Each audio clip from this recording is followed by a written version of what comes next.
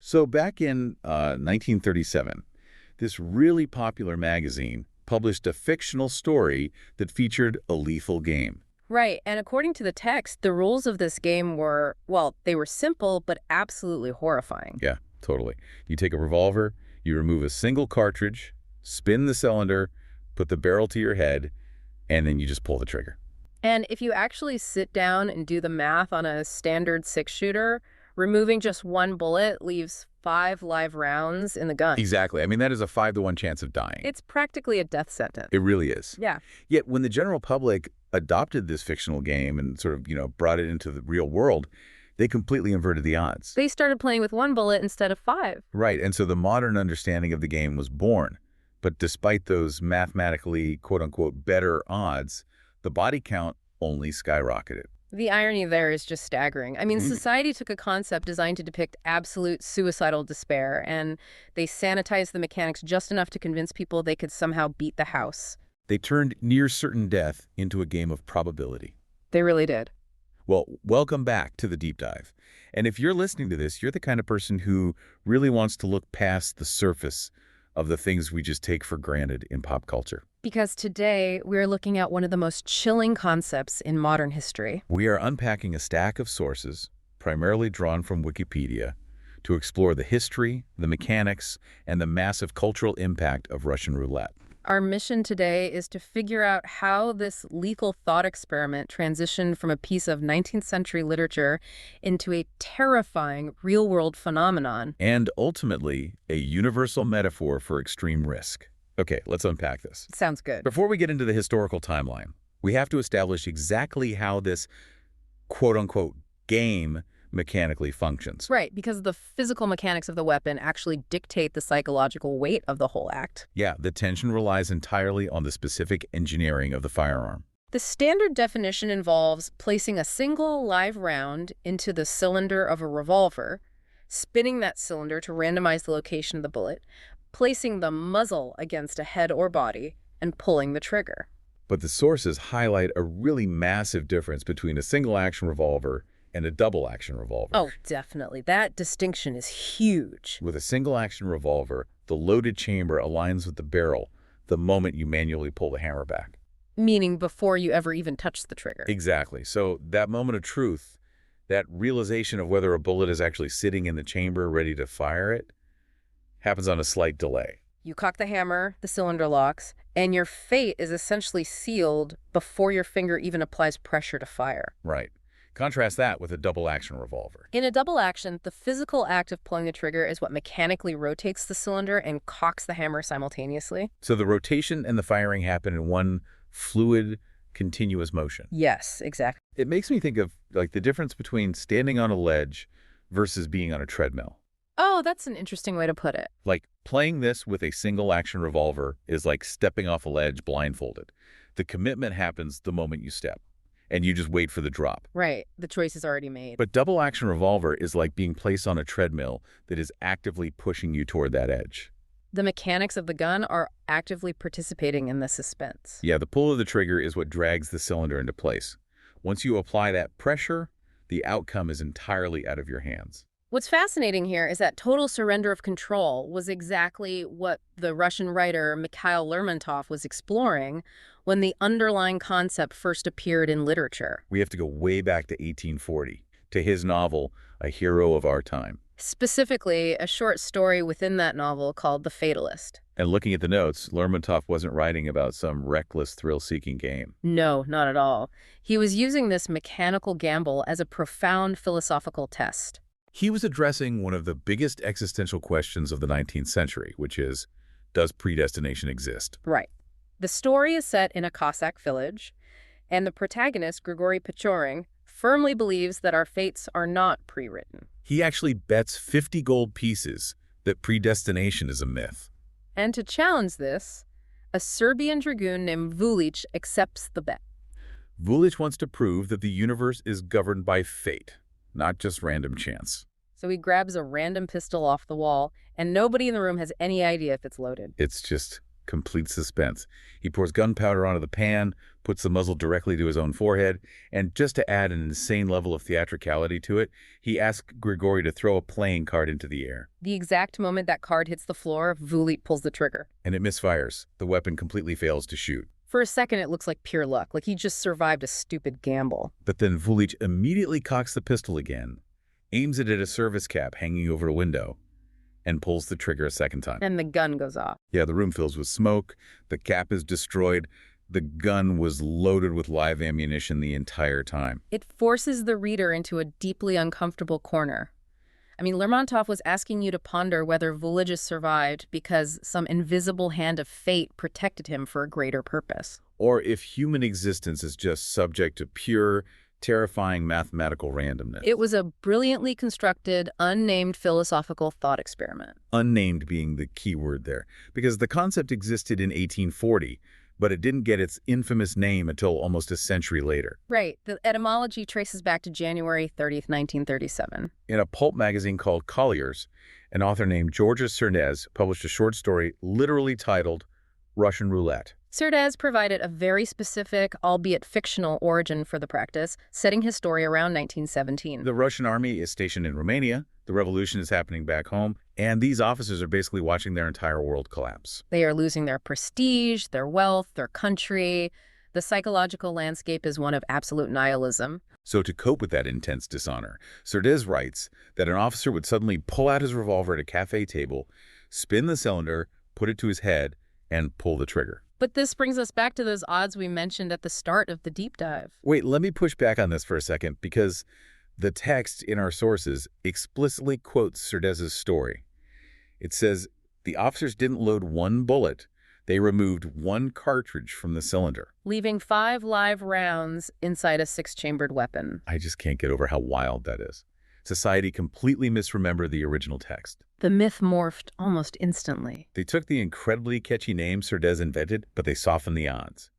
A 5-to-1 chance of dying is essentially guaranteed suicide. But a 1 in 6 chance of dying creates the illusion of survivability. Exactly. It turns an act of despair into a gamble. And regardless of how the odds were adjusted, the publication of that story in a mass-market magazine had an immediate, tragic, real-world fallout. The fiction became a psychological contagion. By 1938, which is just 1 year after the Collier story was published, this fictional game started generating real body bags. We see headlines in newspapers across the United States. In January 1938, a 21-year-old former journalism student in Austin, Texas, died playing it. Soon after that, a 34-year-old policeman in Peoria, Illinois. Then youths in Houston, Saratoga Springs, and Los Angeles. You are seeing young men, totally disconnected from each other geographically, all replicating a fictional suicide game they likely read about in a magazine. Or just heard about through the cultural grapevine. It really highlights how rapidly a dark concept can capture the public imagination in the era of mass media. It didn't take long before the term Russian roulette evolved beyond literal violence, too. It became a widespread metaphor embedded in our language. Journalists and analysts use it constantly today to describe diplomacy, politics, economics, and medicine. Anytime an entity takes a foolhardy, potentially catastrophic risk where the variables are out of their control, they are, quote-unquote, playing Russian roulette. But digging into these sources reveals that the metaphor of completely surrendering to chance isn't always accurate when we look at the real-world history. No, it's not. Because some individuals use the mechanics of this game specifically to assert dominance. They weren't testing fate. They were testing the people watching them. We see a fascinating split in the psychology here. You have solo players who are genuinely testing their own fate in isolation, and then you have individuals who completely weaponize the spectacle of the game. On the solo side, the historical record includes some incredibly prominent figures. It really does. The novelist Graham Greene wrote in his autobiography that he played it alone several times as a teenager, Reportedly to escape overwhelming boredom and depression. Then there's William Shockley, the co-inventor of the transistor and a Nobel Prize winner in physics, who claimed he attempted suicide by playing a solo game. Even John Hinckley Jr., the man who attempted to assassinate President Ronald Reagan, was known to have played it by himself on 2 separate occasions before the assassination attempt. Those individuals were seeking a very private confrontation with their own mortality. But consider someone like Malcolm X during his early years, during his burglary career. Right. He famously gathered his partners in crime, loaded a revolver, spun the cylinder, put it to his head and pulled the trigger 3 times in a row. 3 pulls. I mean, the statistical probability of surviving that with a randomly spinning cylinder is incredibly low, He did it to convince his crew that he was absolutely unafraid to die. cementing his position as the alpha of the group. However, in the epilogue to his 1965 autobiography, Alex Haley reveals a secret Malcolm X confided to him years later. He had secretly palmed the live round.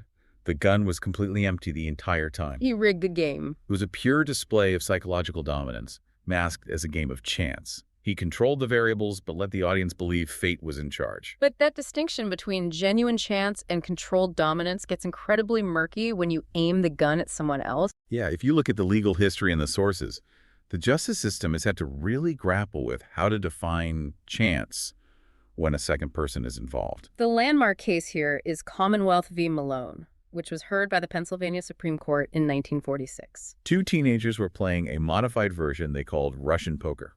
Instead of aiming at themselves, they took turns aiming the revolver at each other and pulling the trigger. Tragically, the gun discharged and one of the teenagers was killed. The surviving teen was convicted of second-degree murder. Which brings up a really complex legal question. It really does. Because in a standard murder case, the prosecution usually has to prove intent, right? That the person explicitly meant to kill the victim. Yes, that's the standard requirement. So if someone plays this game and the mechanics of the spinning cylinder mean it is supposedly completely random whether the gun fires on any given trigger pull, how does the law justify a murder conviction without explicit premeditated intent? Well, the defense leaned heavily on that exact argument. They claimed it was a terrible accident, a tragic game gone wrong. But not murder. Right, because they argued the teenager didn't intend for the live round to be in the chamber on that specific pull. But the Pennsylvania Supreme Court's reasoning was groundbreaking. They established that an individual doesn't need to specifically desire the death of another person to be guilty of murder. They introduced the concept of implied malice. Precisely. The court ruled that when an individual commits an act of gross recklessness, without regard to the probability that death to another is likely to result. That behavior fulfills the state of mind required for a murder or manslaughter conviction. Exactly. You cannot hide behind the illusion of an accident when you intentionally introduce a lethal variable into a situation. The act of spinning the cylinder and aiming it at someone else is the murderous intent. Relying on chance is not a legal shield. And we see that principle apply to horrific abuses of authority, too. The sources detail a case from 1973 involving a Dallas police officer named Darrell L. Kane. He was interrogating a 12-year-old child, Santos Rodriguez, about a burglary from a gas station. To force a confession out of this terrified kid, Kane literally spun the cylinder of his service revolver, Russian Roulette style, aimed it at the boy's head, and pulled the trigger. And the gun went off, murdering the child. Kane didn't care about Lermontov's philosophical questions of fate. He weaponized the mechanics of the revolver as an instrument of psychological torture. He tried to use the element of chance to terrorize a confession out of a child, and the law rightly recognized that introducing that extreme reckless risk was an act of murder. It is absolutely heartbreaking. The law punishes you for surrendering someone else's life to chance. But what happens when the person pulling the trigger is convinced they aren't relying on chance at all? When their ego tells them they actually control the game. This brings us to the final category in our sources. Entertainers and public figures who believe they could somehow cheat the physics of the firearm. Hubris plays a massive role in these incidents. It really does. People in the public eye, particularly athletes and performers who thrive on adrenaline and audience manipulation, often develop a dangerous sense of invincibility. Here's where it gets really interesting. If we compare Malcolm X's fake game of chance with the modern world of theatrical illusion. Oh, right. Take the psychological illusionist Darren Brown. In 2003, Brown staged a massive live television stunt in the UK where he supposedly played Russian roulette on camera. Millions tuned in to watch him seemingly risk his life. 2 days later, the police released a statement confirming it was a complete hoax. No live ammunition was ever involved in the studio. It operates on the same psychological principle as Malcolm X palming the bullet. It's a rigged casino. Yeah. It only looks like a deadly risk to the audience, but the true intent is purely theatrical manipulation. Because the house always wins when the house controls every single variable. Exactly. This raises an important question, though, about what happens when performers fundamentally misunderstand the variables they think they control. We see this tragically often with the perception of safety surrounding firearms in entertainment. The John Eric Hexum tragedy is the prime example in the sources. Yeah, that one is just awful. In 1984, John Eric Hexum was an incredibly popular actor starring in a network television show called Cover Up. During a delay in filming on set, out of pure boredom, he picked up a prop .44 Magnum revolver, spun the cylinder, put it to his temple, and pulled the trigger. Now, he knew the gun was loaded with a blank, not a live bullet. He assumed that because there was no lead projectile, the gun was completely harmless. It's a fatal misunderstanding of basic physics. People dangerously confuse the word blank with the word empty. Right, a blank cartridge still contains a massive charge of gunpowder, which is sealed with heavy paper or plastic wadding to create a loud bang and a muzzle flash. When Hexum pulled the trigger with the barrel pressed directly against his head, the explosive blast of expanding hot gas was so powerful it shattered his skull. It forced a piece of his own bone, about the size of a quarter, deep into his brain. He was rushed to surgery but was pronounced brain dead days later. The mechanical reality of the weapon overrode his illusion of safety. And looking at the sheer volume of names in these sources, he wasn't the only entertainer to die playing with these mechanics. In 1976, a Finnish magician named Emo Laikas killed himself in front of a live crowd. He had been performing a Russian roulette act for a year, selecting bullets from a mixed box of live and dummy ammunition. Essentially playing a numbers game until probability inevitably caught up with him. The list of public figures who fell victim to this spans across decades and professions. The common thread is often a combination of intoxication, adrenaline withdrawal, and that devastating delusion of invincibility. In 1954, the American rhythm and blues musician Johnny Ace died backstage playing it. Though there is still historical debate over whether he was formally playing the game or just recklessly showing off a gun he thought was unloaded. Then in 1972, the French rock star Johnny Hallyday was reported to have played it multiple times while heavily under the influence with his mistress, Nanette Workman. His wife later commented that he was deeply depressed and essentially playing with his destiny. The recklessness crosses into the sports world too, where athletes are accustomed to extreme physical risk. In 1993, a former French national rugby player, Armand Vauquerin, died during a bar demonstration of the game in Béziers. And in 2016, a mixed martial arts fighter named Ivan J.P. Cole died in a Dallas apartment in what police suspect was a game of Russian roulette. The shadow of this game even hides in family histories. Yeah, the actor Alan Cumming was on a genealogy television show and discovered that his grandfather, Tommy Darling, who is a police officer in British Malaya, actually died playing Russian roulette. For decades, his entire family had been told and believed it was just a tragic gun-cleaning accident. It strips away all the cinematic glamour and the philosophical romanticism, leaving you with a really bleak, stark reality. Whether they were using live rounds, blanks, or mixed ammunition, the fundamental mistake was assuming they could negotiate with the unyielding mechanics of a firearm. We started this deep dive looking at an 1840 thought experiment in a Russian novel. A high-minded debate about whether fate or randomness rules the universe. We tracked it through a 1937 pulp magazine story that completely inverted the odds from 5 to 1 to 1 in 6. And we watched that fictional story morph into a terrifying real-world phenomenon that has claimed the lives of bored teenagers, famous entertainers, professional athletes, and innocent children. I think the most vital takeaway for you listening to this is recognizing the sheer terrifying power of media contagion. A fabricated game invented by a writer simply to add narrative tension to a short story about demoralized soldiers literally manifested into real-world behavior that ended thousands of lives. It is a stark reminder to critically examine the pop culture myths we absorb. Ideas have a profound ability to leave the printed page, bypass our rational defenses, and alter real-world behavior. It really is a testament to how stories shape reality, and it leaves you with this lingering provocative thought. What's that? If Georges Surdez had never written that short story for Collier's magazine in 1937, if he hadn't given this deadly act such a catchy, unforgettable name that journalists and politicians instantly latched onto, would this specific brand of lethal risk-taking ever have become a global phenomenon? Or would it have remained forever trapped as just a forgotten paragraph in a 19th century novel? A philosophical riddle gathering dust on a library shelf? Next time you hear someone use the phrase casually in the news to describe a risky stock trade or a political maneuver, remember the actual bodies attached to that metaphor. Remember that the only winning move is refusing to play.